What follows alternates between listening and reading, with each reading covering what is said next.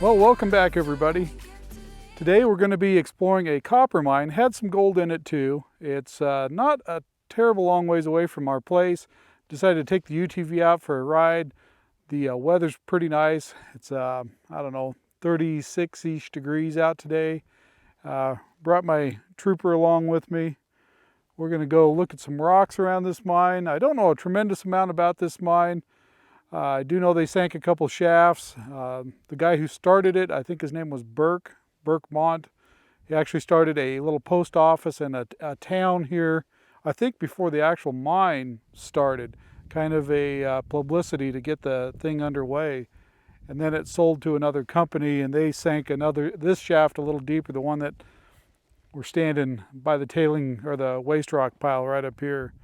The geology here is quite a bit different than most of the gold mines that we visited in the past. This has some limestone mixed in with it. This ridge line right above us here is pretty much all volcanic rock, lava flows and such. And so the geology is a little different on this one. But let's go look around. I've been here quite a number of years ago. I don't really remember what's left, but this tailing pile up here, that's where the mill or the hoist house used to sit. And then right up the drawways was a bunkhouse and I think the post office, which kind of surprised me. All that was built above when there was nice flat ground right out here. I have no idea why they did it that way, but anyway, so we'll go up and explore. There's several sites right around here we can look at, and yeah, let's go for a hike. As we're walking up here, you can see this waste rock here. You can actually see, hopefully that shows up, some of these are actually green colored. Now, what little records exist of this mine, you know, it wasn't a typical copper mine like that you see nowadays, or probably in the last 50 years, where they have a lot of material to work with. This was pretty narrow veins. And right here, good example, that's just all green. That's definitely copper ore. And if I remember right, it was kind of mixed in with some quartz veins and some limestone dikes that are in here. They call them dikes. Definitely tell this here, it's just all green colored. There was, like I said, a little bit of gold and silver mixed in with this. So this whole volcanic layer that's in here, right below it, all along here for miles along here, there's copper prospects, and there's a fairly decent sized copper mine over that way. It's not real big, but quite a bit bigger than this one. And so for some reason, the geology was just perfect in here to form this copper gold deposit. Several larger companies came in the 80s, did a lot of core drilling, and evidently they didn't turn up too much because no mines really started from it. Keep that pick pointed down.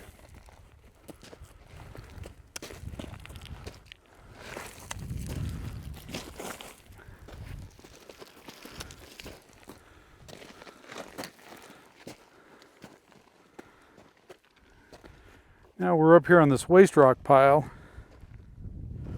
Hopefully the wind's not too bad.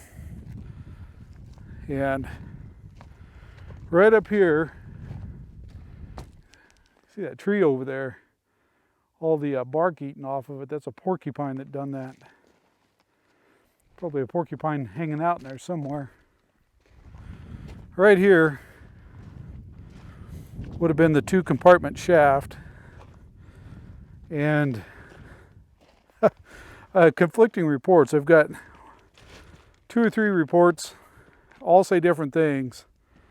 And I don't know if they were just written in different times. 2 of them don't have dates on them. But this is either 300, 400, or 500 feet straight, pretty much straight down. You know, obviously collapsed in now. Yep, I do see that bricks over there. And this, right where we're standing, would have been the hoist house.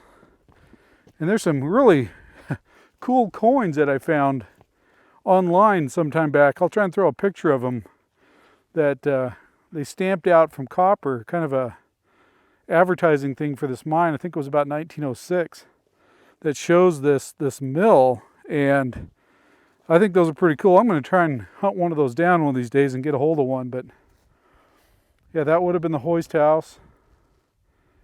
I'm not sure if they really had a mill of any kind set up here, or whether they just hauled the ore off somewhere.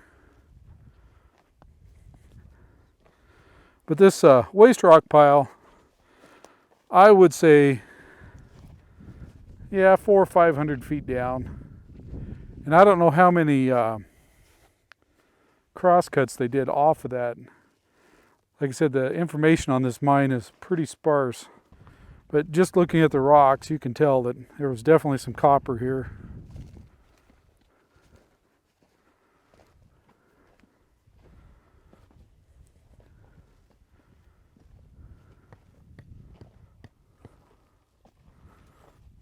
This only drops down maybe 10, 12 feet. I do see, not that I'm going to go down there trying to investigate it much, but right over in that corner is a little opening. Interesting. Yeah, I'm not going to go down there and hop around on that. And the old map that I saw, if I remember right, it showed a road going around this hillside and up to some property they owned over in this other canyon that they got timber off of and brought down here. And evidently they had a little sawmill set up on site here to cut their own timbering. Well, that little hole's got me curious. And the vein structure that they were following, evidently, again, there's not a lot of information. I'm just going off of where I see their diggings. Went to the southeast, and then over here to the northwest there's some more digging. So it kind of, that was the trend of the ore structure they were looking at. I'm going to climb down in here just a little bit.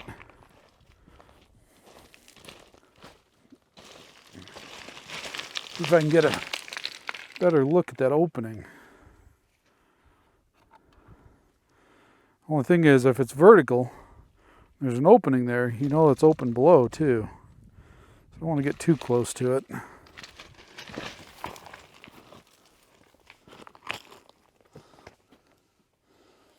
It just opens up to just a little hole down there. The bad thing about these vertical ones like this, a lot of times the timbering, you know, the first part of the timbering will collapse down in on itself and create a plug, you know, down 20 feet, maybe 30 feet down. And then the rock slumps off and creates a plug. And, you know, at some point that can collapse in and away everything goes. You don't want to be messing around down there and cause it to go. So really not a lot to look at this particular spot. I don't see any real interesting ore to pick up and crunch up. I'm sure, as small as this was, they were pretty thorough about picking up anything that looked good and doing something with it. So we're going to go drive around and look at other locations where they prospected, and maybe up here where the other buildings were. Like I said, the hoist house was here, and I think somewhere right down in here there was some kind of building, though I don't really see any evidence of it now.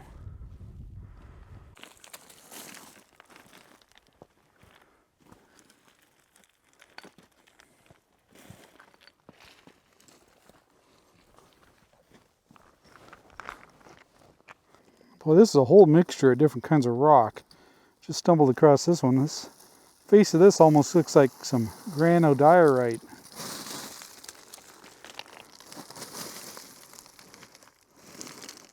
Interesting. There's some more interesting structured rock. This is almost brecciated. All kinds of different structure there going on with these rocks. Another example of it. Brecciated or cemented rock. Oh, some greenstone mixed in with that one. So I took a whack. I went back down here to this rock I seen on the way up. Just one little tap, and it cleaved right off of there. Stuff fractures very easily. Okay, so we pulled up here to a little tailing pile. Doesn't amount to a whole lot. Didn't expect to see anything really. But there is a little incline here. We'll go down and poke our head down in here. It goes down at about a 45-degree angle. I don't know how far it originally went, but I don't think much further than we see here. Maybe 30 feet or so.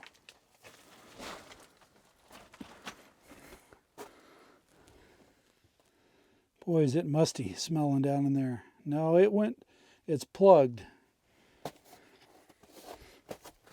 You can see the timbering, a little bit of it's left there, and it went down a little further. I can see it, a timber across down there, and it is plugged right here. You can see some old timbering left right over there. So this went down a little further. I don't think it went a lot further, but it definitely does have a plug right here. And I'm looking to see if I see any promising looking ore material, but I really don't. It's this green is just scattered through everything over here. This isn't like the other site. I looked around in the country rock around that other shaft over there, and I just really didn't see much of anything in it. This here has got the copper mixed in all over the place. And at bigger mines, bigger copper mines, you'll see that ones that have been abandoned for a while, and this is oxidized like this, you'll see huge areas of green like this. You can look at how fractured this rock is. I mean, there's not much holding these slabs in place. Even if this was open, I don't think I'd be venturing down in there. You can look at how fractured this has become all around this. You can see up there, it's almost the original ground level right there, how green that is. So we definitely had some copper ore in here. See all the green there. Now, how many pounds per ton, I don't know. I looked up trying to find some assay reports on this and really couldn't find anything.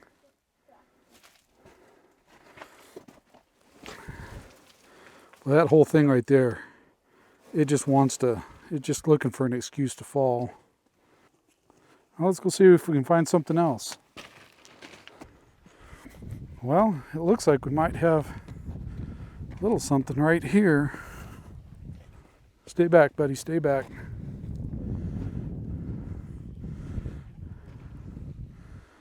Huh.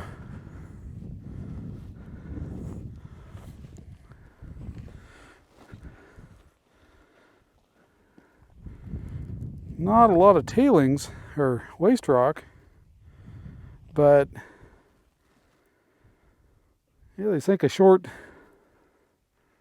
little shaft right there. And I'll tell you the truth, sometimes they did these when they were trying to patent ground. They would go sink a shaft right along the center line of the claim, and that showed they were trying to do the work and prove there was viable veins there or ore there. A lot of times the mineral surveyors, when they come out, they really didn't care what they found in the shaft. They were just more interested that they actually dug a shaft. As crazy as that sounds.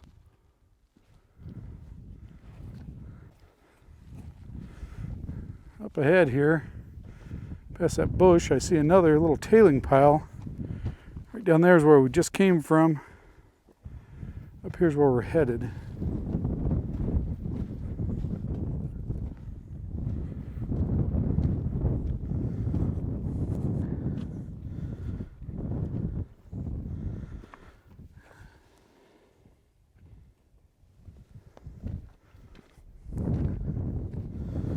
Here's a pretty good specimen of copper.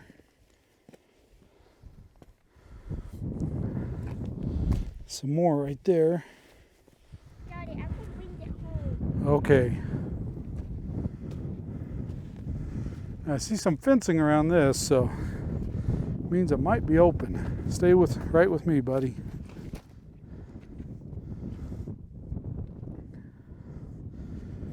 Yeah, this one's open. Stay away from that edge, okay?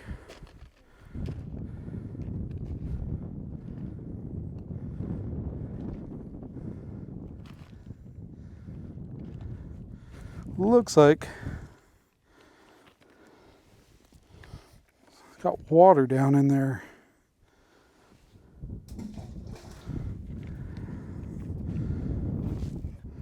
So this one, I don't know how deep it is from the waste rock. I don't know how much they hauled out as ore.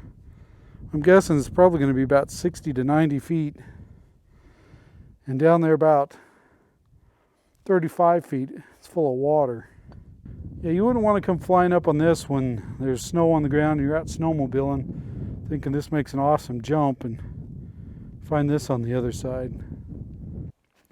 And just for reference, where this is compared to the main hoist was over there.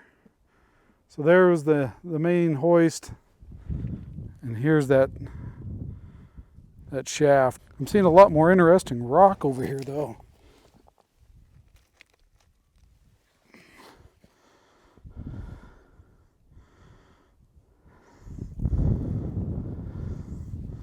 So I was kind of curious how this guy found this mine. And just out walking around on the hillside, it's pretty easy to spot copper ore, or at least indications of copper ore. This rock along here is just green everywhere, so probably pretty easy to spot when somebody come through here. And just walking, you know, from a distance, if I was just walking through here and really not paying attention, I would have just assumed this was basalt laying around here, because all that rim rock up there, that's all basalt. But this is definitely a mixture of sedimentary, metamorphic, and I even see a little limestone here and there. There's definitely lots of copper in it though.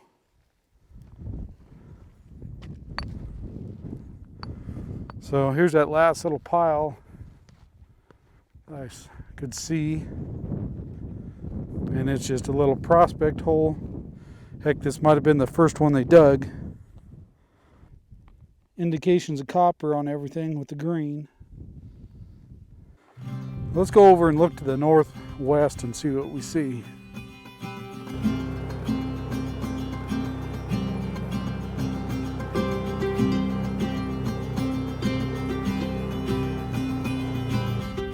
Right there's the waste rock pile. Definitely would have been some kind of building right there. I see a little road going over there to it. And up in here somewhere is where I think the boarding house would have been. Might have been right about here.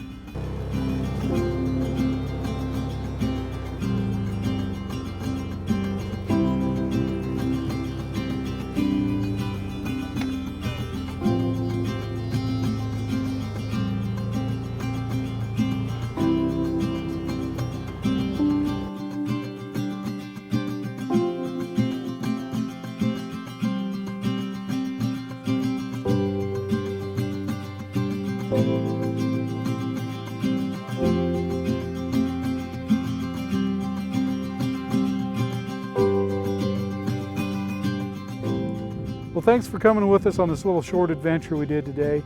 just thought we'd get out of the house, go visit a mine while the weather was halfway decent. So thanks for coming along with us. I know it wasn't a great big adventure, but we sure enjoyed the day. So thanks for watching, giving us a thumbs up once in a while, and subscribing, and we'll see you guys on the next video.